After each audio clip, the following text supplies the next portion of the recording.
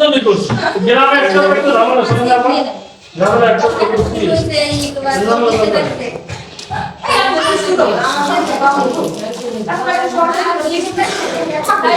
বাকি আছে আপনি কি করেন আমি একটা দেন না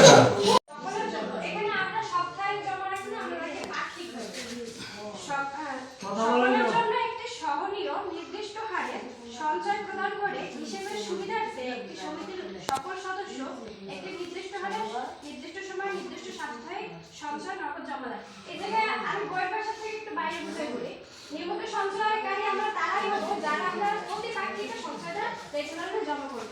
এই যে সঞ্চয় আমরা যেসব সদস্য এখানে প্রতি পাক্ষিকে সঞ্চয় জমা রাখি তারাই হচ্ছে সঞ্চয় সদস্যকারী।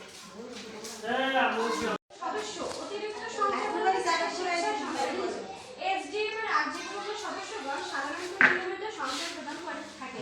তো আমাদের এই শিক্ষা সঞ্চয়ের কোটেশনটা মনে হয় নাই, কারণ আমরা নির্দিষ্ট হারে 50 টাকা করে রাখি। অন্যান্য প্রতিষ্ঠান দেখা যায় যে আপনি রাখতে পারবেন 2000-3000। এই যে স্বেচ্ছায় আমি 2000-3000 বা একটা বাড়তি অ্যামাউন্ট আমরা সঞ্চয় জমা রাখি, এইটাই হচ্ছে স্বেচ্ছায় সঞ্চয়। বুঝছেন? নিয়মিত সঞ্চয় কি? নিয়ম অনুসারে যে টাকা জমা রাখি তাকেই নিয়মিত সঞ্চয় বলে, ঠিক আছে? আর স্বেচ্ছায় সঞ্চয় হচ্ছে আমরা করি না, তারপর এটা আমাদের ইতে বলা উচিত, আমাদের করা আছে, ঠিক আছে? সঞ্চয় দরকার মানে যে টাকা আপনাদের পাক্ষিকে 50 টাকা করে, অনেকে তো চাই না 200 টাকা 300 টাকা জমা রাখি, এটা আমাদের কেউ জমা রাখে না, বাকি জমা রাখে না। মানে যে টাকা নির্ধারিত তারপর যে বাকি টাকা জমা রাখে তাকে স্বেচ্ছায় সঞ্চয় বলে। কথা বুঝছেন? এখন আসি সঞ্চয়ের উদ্দেশ্য সম্পর্কে। আমরা সঞ্চয় রাখি, প্রত্যেক ব্যক্তির কিছু না কিছু উদ্দেশ্য থাকে। হয়তো বা কিছুদিন পর একটা বাড়তি অ্যামাউন্ট পাবো বা কিছু একটা লভ্যাংশ পাবো এই উদ্দেশ্যে, বা আমাদের সবথেকে মূল যে কারণ হচ্ছে এই কারণটা হচ্ছে আমাদের এটাই যে ভবিষ্যতে আমরা ভবিষ্যতে নিরাপত্তার জন্য কিছু অর্থ জমা রাখি। এটা হচ্ছে আমাদের সবাই উদ্দেশ্য আছে না? সঞ্চয়ের মূল উদ্দেশ্য।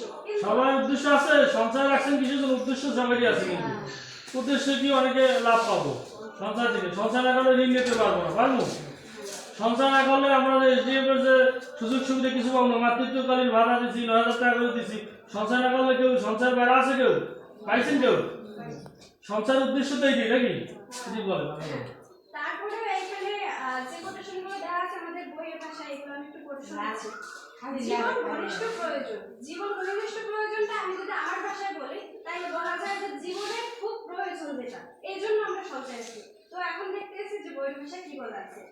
জন্ম, মৃত্যু, বিয়ে, শিক্ষা, বাসগৃহ নির্মাণ, বৃদ্ধ বয়সে নিরাপত্তা, ঋতু পরিবর্তনের ভোগপণ্য ইত্যাদি হিসেবে সঞ্চয়ের উদ্দেশ্য মানে সঞ্চয়ের উদ্দেশ্য বলা হয়।